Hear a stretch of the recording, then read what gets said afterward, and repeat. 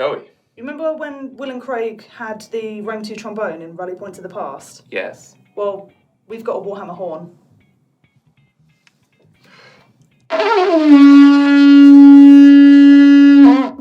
Welcome to Rally Point 28.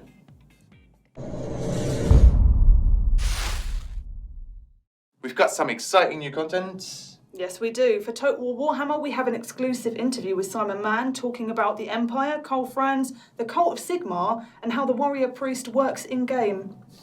That sounds exciting. And we've got James Given and David Petrie talking about new updates coming to Total War Arena and what that entails. So they're updating us about their updates? Pretty much. Nice. Okay, so before we start the updates, let's go into our Simon Mann interview about how the warrior priest works in Total War Warhammer. Here we go, Simon.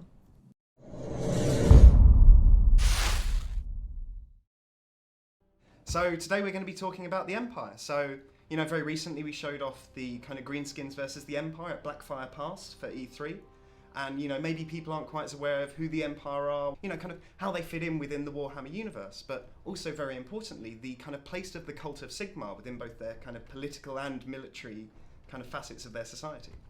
So the Empire was founded by Sigmar Heldenhammer, the first kind of great leader of the Empire, who brought all of the kind of warring tribes. There were the 12 tribes of the Empire, who he brought together in an alliance to fight the Battle of Blackfire Pass, the first Battle of Blackfire Pass, right?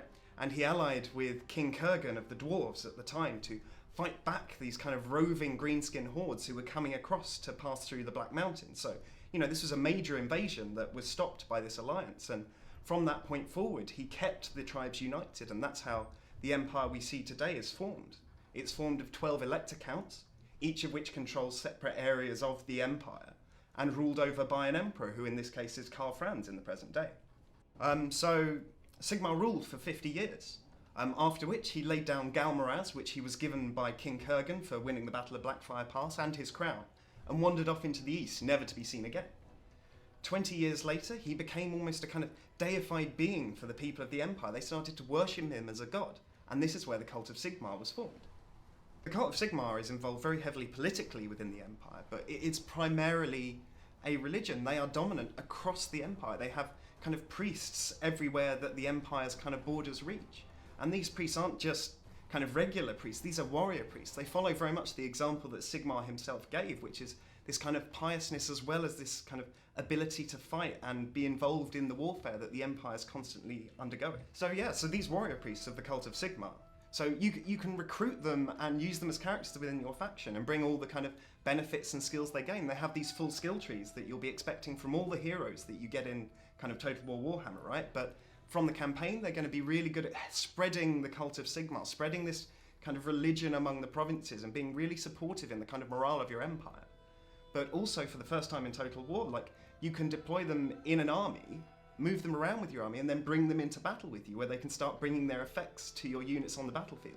So when they're in this army, you can bring them into battle with you, and they'll be fighting on the battle map. Now, these warrior priests, as well as being kind of strong warriors in their own right, really fulfill a kind of support role on the battlefield. They're able to cast these kind of priestly spells brought on by their religious faith that allow them to buff your units, debuff enemy units, and also some of which, like Soulfire, are actually able to damage enemy units as well. So they're a really good utility unit to have around. And, when mixed in with these kind of strong Empire infantry, they're actually a really effective fighting force. Thanks, Simon. That sounds really exciting. I can't wait to actually get my hands on these guys and play them. Me too. And don't forget, if you're interested in anything units, weaponry, and character-based, then we've got the new Introducing series, where so far we've done the Demigryphs and the Luminarch of Hysh, so keep an eye on those. Absolutely. But enough about Total War Warhammer. Let's talk about Total War Arena. James Given and David Petrie are here to talk about the upcoming patches. Yeah, there's some new additions and improvements, so shall we join them?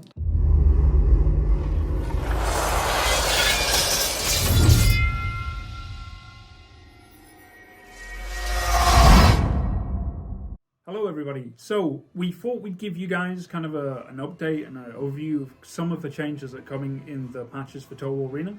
So I'm joined by David Petrie here, and we're going to be running through a lot of the updates that you can see in the near future in Total War Arena. So, David, what we got to look forward to? Everything. Everything. Loads of stuff. So we're improving the collision system. We're going to be improving our reward system.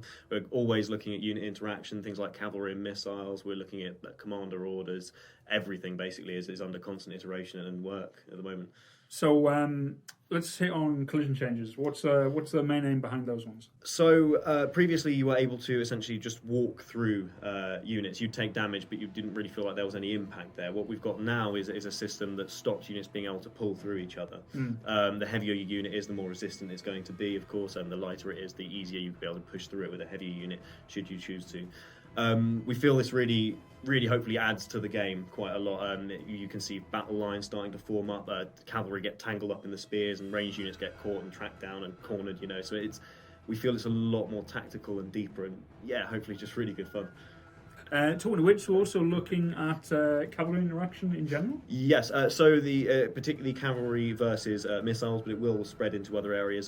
So cavalry will get a morale boost when they're in melee with missiles, which they'll just be happy just hacking them down left, right, and centre.